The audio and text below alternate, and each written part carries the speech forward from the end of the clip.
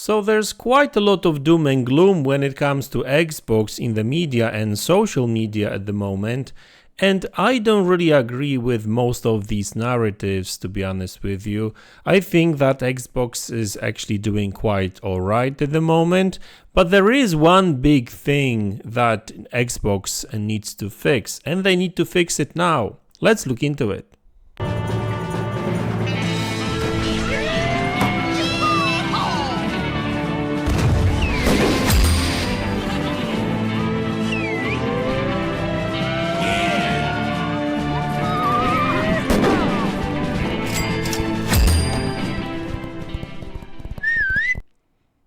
Hey guys, welcome back to the channel.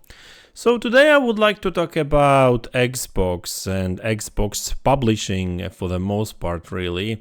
Now there's quite a lot of drama going on social media and media in general regarding Xbox future right now. I mean, there's articles talking about Phil killing Xbox, Phil not caring about Xbox and Xbox consoles.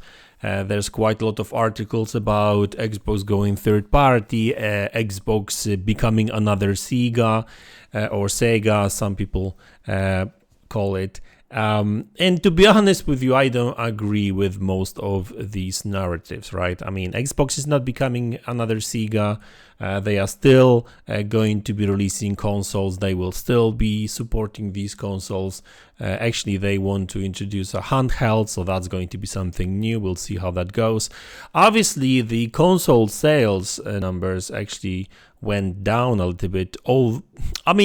Went down in a sense that in comparison to the previous years, but I think they are around the same numbers that Xbox One did last generation. So yeah, you could say that, well, you know, they're not doing better, but they are not doing worse either, right? So, I mean, it is what it is. Like, they're still making money. Xbox is profitable, so I think that's very important message to send out to, to some people. But it's not really about the money. It's, it should be all about games, and that's the biggest problem. That's the biggest problem right now, right now. So we know that Xbox have been on this buying spree for a couple of years now, and apparently they still want to buy more studios, maybe even publishers, who knows. But the most recent ABK deal kind of, I don't know, maybe it did affect some of that stuff too, and some of the bad PR and that kind of stuff. But the biggest problem that Xbox has right now is that they don't have games spread out throughout the whole year. So basically, with PlayStation, even if they don't have their own games, as in first party titles that get people excited, they will also come up with some third-party deal that people will talk about, like whether that's Final Fantasy or Stellar Blade right now. Last year there was, I think, some deals there too, and Helldivers are doing great on PlayStation, right? So people were laughing last year that PlayStation is not going to have any first-party content, but I mean, who cares? There's content there, and obviously that's not necessarily the case with Xbox. I mean, it's not like there's nothing to play on Xbox. There's plenty of games, but what I mean is that it's all about PR, it's all about marketing, right? If you don't have new games coming to your platform, I mean, exclusively too, but not only, Microsoft, for example, PlayStation is using a lot of multi-platform games to market, to actually advertise their console too, and they profit of that big time when it comes to sales. Xbox doesn't really do that. They don't really do many marketing deals, but it's not even about that, because they've got plenty of their own studios.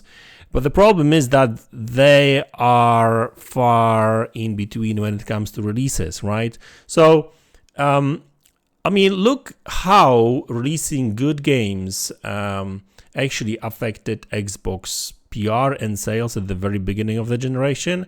I mean, yeah, there was hardly any games in 2020 when the Xbox actually released. There wasn't any proper launch titles. But then a year later, there was a number of titles that released for Xbox, and not even exclusively, but they were on Game Pass. They were Xbox published games like Psychonauts, and there were a couple of other titles there. There was Halo Infinite, Forza Horizon, and I mean 2021 was a year when Xbox had a very good PR, right? Unfortunately, then 2022 happened, and yeah, I mean all that good PR went through the drain. For whatever reason. I mean, the reason is that Xbox had no games. We're not publishing any of their own big titles on Xbox. Xbox didn't have any big marketing deals either. It was all on PlayStation, and PlayStation had some very good games in 2022. So yeah, 2022 was the year where people were scratching their head and asking questions, what's going on? Where's the games? I mean, you've got like 25 studios and like still no games, right? And that was very true, unfortunately. But that kind of set us for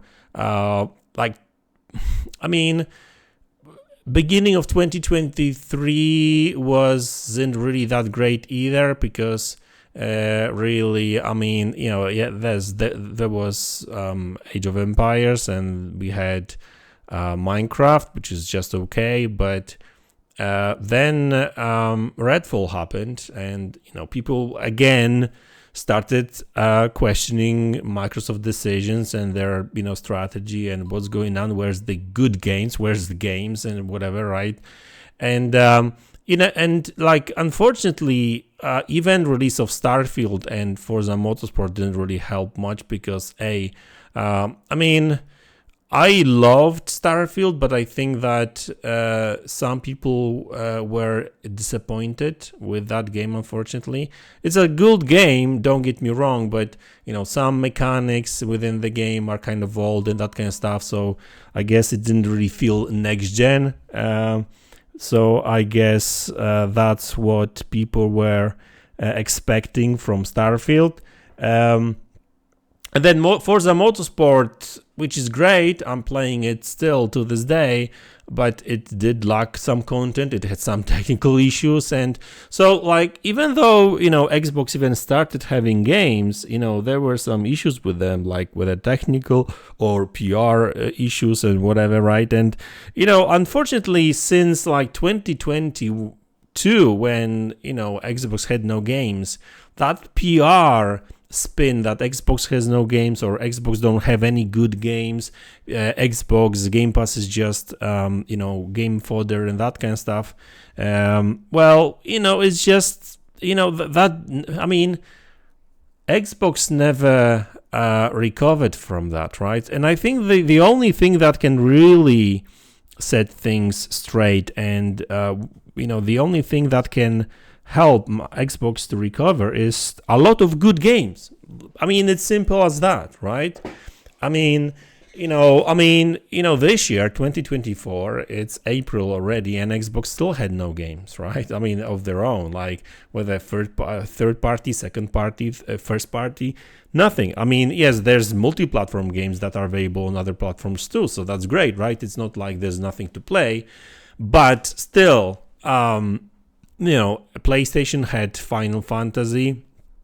PlayStation, for example, had Final Fantasy 16 and Spider-Man last year, and this year they've got Final Fantasy 7 Rebirth, Helldivers 2, which apparently is a great success. Rise of the Ronin, that nobody really talks about, and there's Stellar Blade coming this month, I think.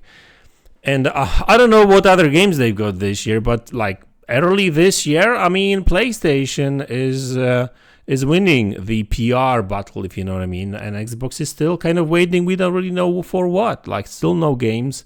Yes, they did release Diablo 4 in Game Pass, but that didn't really get too many people excited anyway. We're still waiting for Call of Duty games in Game Pass or other Activision Blizzard games in Game Pass. It's been like, what, 6 months since they completed the transaction. They bought Activision Blizzard King, and we still haven't seen fruits of it, meaning that except Diablo 4, which released in Game Pass just a couple of days ago, like, there's no other games in Game Pass from ABK deal. The first big games, I mean, any Microsoft game releasing this year for Xbox and PC, as always, is Hellblade 2, but that's like in late May. So, that's the problem. Like, what Microsoft really needs to fix is that, Xbox schedule. I mean, there's plenty of great games coming this year, but they late. I mean, all the big titles except Hellblade 2 is releasing in second half of this year, and who knows? I would not be surprised if some of them got delayed at this point. I mean, this year we're getting Towerborn, we are getting Stalker 2. That's third party, exclusive, but still coming to Xbox and PC. We've got Avowed. We've got what about the bloody Starfield DLC, right? I mean, you would expect that to release at least this half of the year. Still nothing. No word on that. And there's a couple of other titles coming still this year, and I'm sure they will have some announcements during the E3. So, it's not like there's no games. Like Avowed is coming this year too. Did I say that? I think I did. The last time I did count, like, Xbox is going to have like 7 or 8 first party titles, or Xbox publishing titles too. So something about like 8 titles, but like I said, most of these titles are releasing late this year. Like Call of Duty is going to be, it's going to be big for sure, and it will have Xbox marketing this time around, I think. So, I wonder if it's going to be in Game Pass. Phil Spencer did suggest that nothing changes, that, big releases are going to be day one in Game Pass. So that could actually change the narrative. That, I'm very curious how Call of Duty day one on Game Pass is going to affect like console sales and PR and everything. So that's going to be an interesting experiment, if you know what I mean. But genuinely speaking, Xbox needs to, plan things better. And, I don't know, like, it is what it is. It's not like I said, it's not all doom and gloom. Like Xbox is doing quite all right. I mean, they're profitable. Xbox Game Pass is profitable too, from what Phil Spencer is saying. And they release some numbers when it comes to profits and everything. I mean, they are in green apparently. So I mean, it's comparing Xbox to like Sega or Atari back in the days, which had constant losses of money for like number of years.